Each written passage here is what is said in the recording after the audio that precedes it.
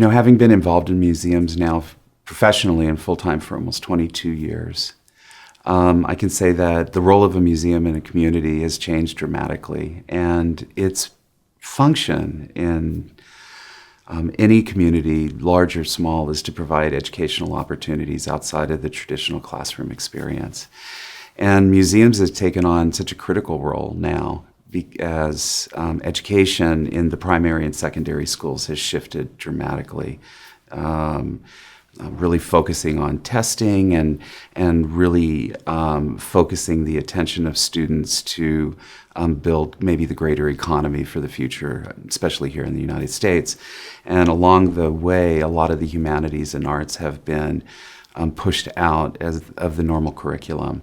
So museums have served as an incubator for developing new ideas that directly link, I think, people to their community, but also to history and culture, and even to that extent, science and art, in a way that couldn't be achieved and is not being achieved in primary and secondary school. So our role is really to help people understand who they are in the greater context. So in the art museum world, we primarily focus on developing an environment to preserve culture for future generations and for current generations. That's our primary role. And in an art museum, it's to preserve those artifacts and the artworks so that others will have an opportunity to kind of contemplate what had happened before them and what's happening now in the role of the artist and in the role that creativity plays in our lives. But in order to accomplish that task, we need to provide programs that are user-friendly to a community that is often not predisposed to art at all. So we have to integrate ways that are comfortable in people's lives. And I think the most common way that we can do that, and have done that for years, is offer food and wine at receptions to get them in. But I think that it goes further than that. It's taking things that are comfortable and familiar to people and bringing that to our world, the museum world. And that can be complicated, but could also be really exciting. So for those people, for example, that are primarily interested in studio art, we offer studio art programs. This is a normal function of a museum.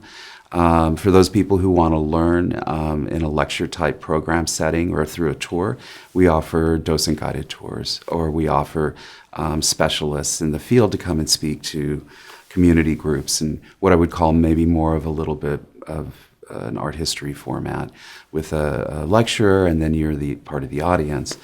As communities are diversifying and people are becoming less comfortable with that type of learning experience, we're offering ways to talk about art and look at art through different pedagogy. So instead of kind of the traditional talking head art history program where you listen and learn, now we're asking the audience to tell us what they're seeing. How are they interpreting it? What's comfortable for them? And I think that that's really informing us as art professionals on ways in which human beings really discern information. And so we go back to that very fundamental point at a very young age where we learn how to speak and read and write through object identification. And that type of object identification builds visual vocabulary. And we want to know, what are you seeing now? What's the vocabulary you're pulling from those very early years of object identification? And how are you interpreting it so we can better fulfill an experience for you? So visual thinking strategies is a new pedagogy that we're all incorporating into learning experiences at the Art Museum, where we ask really primarily three very simple questions. What's happening here? What makes you say that? What are you seeing that makes you say that? And what else can you find?